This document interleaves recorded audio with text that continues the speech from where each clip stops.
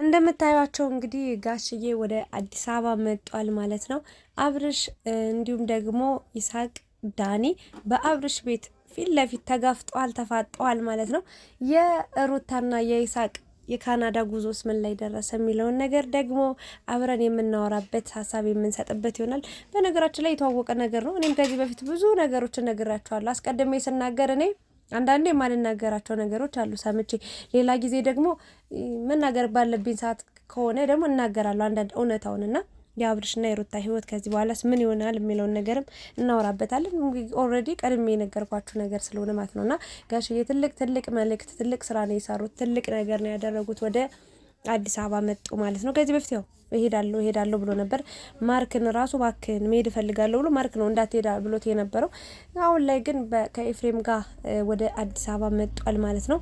መምጣቱ ትልቅ ጥሩ ነገር ነው። አንዳንዴ እኛ ወጣቶች ማለት ነው ግንፍል እያለን ከትልልቅ ሰዎች ስንርቅ ነው ሰላምም በቃ ፍቅርም ደስታም የሚርቀን እውነት ለመናገር ማለት ነውና አብርሽና ሩታ ያው ከቤተሰብ ወይ እሷ ቤተሰብ በቅርብ የሉ አይመክሯቸው፣ ወይ የሱ ቤተሰብ የሉ በቅርብ አይመክሯቸው። በቃ ሁለቱም በቃ የሆነ እንዴት ነው የማን አለብኝ አይነት የሆነ ክርክር የሆነ ፍቅር እየፈለጉት ትዳሩን እየፈለጉት ኑሮውን እየፈለጉት ግን እሷም ግትር እሱም ግትር የሚያስጠላ ነገር ነበር ሲያስተላልፉ ለተመልካች ራሱ የማይመጥን ነገር። የእውነት እናውራ ከተባለ ለተመልካች ለራሳቸው የክብራቸውን ዝቅ አድርገው ማለት አንዳንዴ ሰው ምን ይላል ማለት ጥሩ ነው። እኔ ሰው ምን ይለኛል ብዬ ስለ ሰው ነው እንደ የምኖረው እንላለን። አንዳንዴ ግን እንደዛ የምንልበት ሰው ሊኖር ይችላል። ግን ደግሞ አንዳንዴም ሰው ምን ይላል ማለትም ጥሩ ነው። ገባችሁ? የምታስተላልፉ ሚዲያ ላይ ስትወጡ እያንዳንዱ ነገር ሰው ተመልካች ፊት ይደርሳል።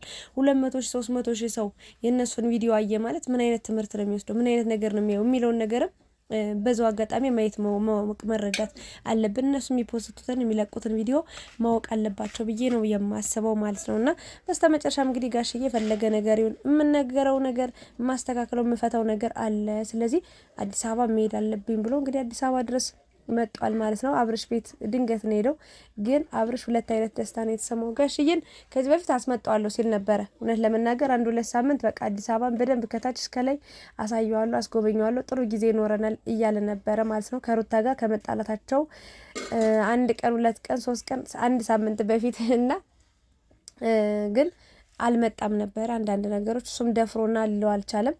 ኤኒዌይስ ከሩታ ጋር የተፈጠረው ነገር ወደ ኋላ አስቀርቷቸው ነበረ ማለት ነው። ግን ጋሽዬ አልቀረም፣ አሁንም ወደ አዲስ አበባ መጥቷል ማለት ነውና ድንገት ሲመጣ ሁለት አይነት ደስታ። ጋሽዬ ሲያይ በጣም ደስ ብሎት ዞር ብሎ ሲይ ዳኒና ይሳቅ አሉ። እንግዲህ ዳኒ ማለት እንደምታውቁት ነው። ይሳቅም ምንም አላረገም። በእርግጥ እኔ ተናግሬያለሁ ከዚህ በፊት ይሳቅ ምንም ያጠፋው ነገር የለም። ግን አሁን ላይ እየተሳሳተ ነው። ሩታን ተከትሎ አብርሽ ባለበት ቤት ሲሄድ ተቆጥቻለሁ። አንተ የማይመጥን ቦታ አትገኝ፣ በቃ ይሄ ላንተ አይሆንም ጭራሽ። በቃ አንተ ከዚህ ውስጥ በቃ ራስን ማግለል ነው ያለብህ። የራስ ቻናል ተከፍቷል፣ በራስና ጥሩ ስነ ምግባር አለ፣ ለሴት ልጅ ክብር አለ። ጽጌ ያኔ አብረን እንደር ያለችው ቀን አይታችኋል። ሩሚ ዛምናን ያኔ ምን ብሏት እንደወጣ አይታችኋልና ከዛ ጊዜ በኋላ ጥሩ ስነ ምግባር ያለው ጨዋ ልጅ እንደሆነ ስላየው ከሩታ ጋር ምንም ነገር እንደሌላቸው ነግራችኋለሁ ከዚህ በፊት ምንም እነሱ ጋር ምንም ሳልሰማ ታዲያ ግን ኢንፎርሜሽን ይደርሰኝ ነበር። ስለዚህ ማቀውን ነገር ነግራችሁ ነበርና አሁንም የተለየ እውነት አይለውምና ይሳቅ በሃይማኖትም አይገናኙ። በዛ ላይ ደግሞ እሷ ገና ካልተፋታችሁ ሰው ጋር አብራው የምትወደው ሰው እያለ መቼስ ከኔ ጋር ሁኚ ብሎ አብሮ ሊያስሆናት ወይም ደግሞ አብሯት ሊቀጥል አይችልም። እንደዚህ አይነት የወረደ ነገር እንደማያደርግ እኔ ተማምኜበት ነበረ። እሱም አላሳፈረኝም ማለት ነውና ዳኒ አብርሽ ሁለቱን ሲያያቸው በጣም ነው የተናደደው። ዳኒ ማይታቸዋል ነገሩን ለማበጣበጥ ብዙ ነገር አድርጓል። የሆነ ለማስታረቅ እየሞከረ ግን አውቆ የነሱን እንትን ነው ለማበላ ሲጀምር ዳኒ ያቃላት ትሉት አንዳንዴ አውቆ ነው የሚያጠፋው። አያውቅም እንዳትሉት ደግሞ ሲጃጃል ነው የምታገኙት። ያስጠላኛል። በቃ የዳኒ ባህሪና የጽጌ ባህሪ አንድ ነው። በቃ ነገሩ ባልና ሚስት የሚባል ነገር አለ። ከአንድ ወንዝ ይቀዳልና ተቀድቷል። ከአንድ ወንዝ ሳይሆን ከአንድ ባህር ነው የተቀዱት እነዚህ ልጆች እና ሁኔታቸው አይገባኝም። አንዴ ግራ አንዴ ቀኝ፣ አንዴ ታች አንዴ ላይ ከፍ ዝቅ ነው የሚሉት፣ ወደ ግራ ወደ ቀኝ። እኔ ምናቸውም አይገባኝም። ኤኒዌይስ ሁለቱን ሲያያቸው በጣም ነው የተናደደው። ውጡልኝ ምናምን ብሎ ነበር። ጋሽዬ ደግሞ አይመለከተም፣ ስለ እነዚህ ልጆች አያገባም፣ ቁጭ በል አርፈ ብሎ እንግዲህ መክሯቸዋል። ይሳቅም ያለውን እውነታ ተናግሯል። ዳኒም እንደዛው። ዳኒ ደግሞ ተናደደ። እኔ እኮ ያንተን ፍቅር ላስተካክል ብዬ ነው። ይሳቅና ዳኒ በነገራችን ላይ ጥሩ ሙድ ላይ አልነበሩም ማለት ነግራቸዋለሁ። ዳኒ በጣም ቤስት ፍሬንዱ እንደነበር ምናምን ነገር እና ይሳቅ አንድ ነገር ታዝብ ያለው አለው። ለምን ከማንም በቃ ሰው ጋር ልጣላ እችላለሁ፣ ግን ይሳቅን በምንም ነገር ላኮርፈው ልጣላው አልችልም ብለህ ግን ያልሆነ ነገር ስትናገር ስሰማ በጣም ነው የገረመኝ። ሰው ለካ እንዲቀየራል እያለው ነበርና ዳኒ እኮ የፈለገውን ሰው ጋር ነው በቃ የሆነ አይ ዳኒ እኔ ዳኒ መጨኛል ግን ያዝናናኛል እና ተንኮለኛ እኮ ነው። ግን የሆነ ሰዓት ላይ በጣም የሚያስቀኝ ፓርት አለ። ጽጌም እንደዛውና አንዳንዴ እንደዚህ ጣል ካልተደረገበት ሳቅም ምንም ዝም ብሎ ሁሌ ቁም ነገር የለም። ጥሩ ነው። ሚዲያውን ግን በስርዓት ተጠቀሙበትና ቁጭ ብለው ሲያወሩ እንግዲህ አብርሽ ሊቀበሉ አልቻለም። ሩታም ወደ ካናዳ ልትሄድ ነው። 3 ቀን የቀራት 4 ቀን እንደ ነፍሰ ጡር እንግዲህ ቀን እየቆጠረ ቁጭ ብሎላችሁ ነው ያለውና የካናዳው ጉዞ የነገርኳችሁ ነገር ነው። እንኳን ሩታ ብያችኋለሁ ባለፈው ካስታወሳችሁ፣ እንኳን ሩታ ይሳቅ ራሱ የትም አይሄድም። ምንም ከኢትዮጵያ ቢሄዱ እንኳን አልኩኝ ቢሄዱ እንኳን እዛ ደርሰው ለመመለስ ወይ ለጉብኝት ካልሆነ በጭራሽ ለመኖር አይሄዱም። በጭራሽ እንኳን ሩታ ይሳቅን ብያችኋለሁ። ይሳቅን አላቆም እንግዲህ ግን መረጃው በደንብ ስላለ ውሸት ነው ብያለሁ። እርግጠኛ ባልሆንኩት ነገር መጥቻ አላወራም እና ይሄንንም እንደዛ የምታዩት ነገር ነው የተፈጠረው ማለት ነውና ወደ ካናዳ ልንሄድ ነው፣ እሱም ሊሄድ ነው፣ ቆሎ እያዘጋጀው ነው፣ በሶ ሽሮ ምናምን እያለ ነበር። ውሸቱን ነው። እኔ ነግራችሁ አልነበር? አዎ ቢሄዱ ለ2 ቀን ለ3 ቀን እሺ 4 ቀን 5 ቀን 1 ሳምንት ከዛ በላይ ቆዩም፣ ግን አትሄድም ብዬ ነበርና ሩታም ይሄንን ነገር ያደረገችው ሁሉ ከኢሳቅ ጋር የነበረው ባጭሩ ውሸት እንደነበር ሙሉ በሙሉ ውሸት እንደነበረ እኔም ነግሬያችኋለሁ።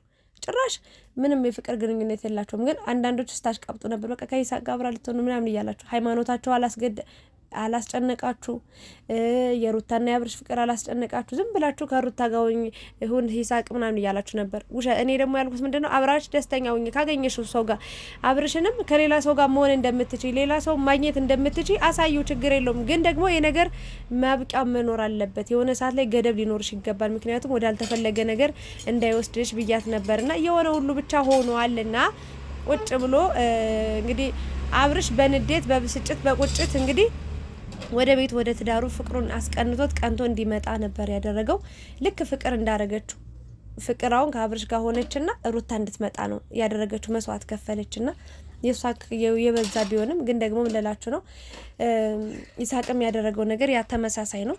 ግን ደግሞ ያው ምንም አይነት ጉዞ የሚባል ነገር እንደሌለ ተናግሯል። ስለዚህ አብርሽና ሩታ ምንም የሚለያያቸው ነገር የለም። ድሮ ምን ጋሽዬ ይሄድ ስለ የነበረው ለዛ ነው። ምክንያቱም ትልቅ ሰው ምክር ሲመክር ራሱ ከልባችሁ ስርስር አድርጎ እንዲገባ ነው። ወጣት ግንፍል ነው በቃ የዛሬው ነው በቃ የሚያዩት ነገ ምናምን ምን ይሆናል ምናምን የሚያስብ ሰው ውስን ሰው ነው። እና አብርሽና ሩታ ደግሞ በእልህ ትዳራቸውን ሊያፈርሱ ጫፍ ደርሰው ነው። እስካሁንም ፈጣሪ እየጠበቃቸው ነው። የምር እነሱ ጋር የሚያደርጉት አንፃር በስማ ለማንም በቃ የማይጠቅም ነገር የማያስተምር ነገር የእነሱን ህይወት ራሱ የሚሸረሽር የሚቦረቡር ነገር ነው። ኤኒዌይስ የሩታ መልስ ምን ይሆናል የሚለው ነገር መምጣቱ አይቀርም። ያው ጋሽዬም ስለመጣ ሳምናታለሁ ብሏል።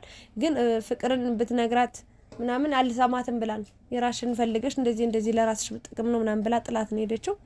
እንግዲህ ጋሽዬ ደግሞ ሩታንና አብርሽን አገናኝተው በአብርሽ ቻናል የምናየው ይሆናል። የሚለቀቅ ቪዲዮ አለ ማለት ነውና በአጭሩ እንግዲህ ይሳቅ ይቅርታ ጠይቋል። ዳኒም ይቅርታ ተንበርክኮ ጋሽዬን ጠይቋል ማለት ነው። በዚሁ ተፈትቷል። አብርሽ እንግዲህ እስከዛሬ የሚያውቀው ነገር ምንድነው? ሩታን አምኗት ነበር ወደ ካናዳ በቃ ጥላይ ልትሄድ ነው ምናምን ብሎ፣ ነገር ግን አትሄድም ማለት ነው። ካናዳ የሚባል ነገር የለም። ዝም ብሎ ፓስፖርት ስላለ ዝም ብሎ መብረር አለ እንዴ ወደማያውቁት ሀገር? አረ ጉድ እኮ ነው። ምን አንሷት ምን ጎሏት ነው ካናዳ የምትሄደው? እንትና ሲሳቅስ ካናዳ የት ሂዶ የሚያውቀውን ነው ካናዳ የሚለው? ውሸት ነው።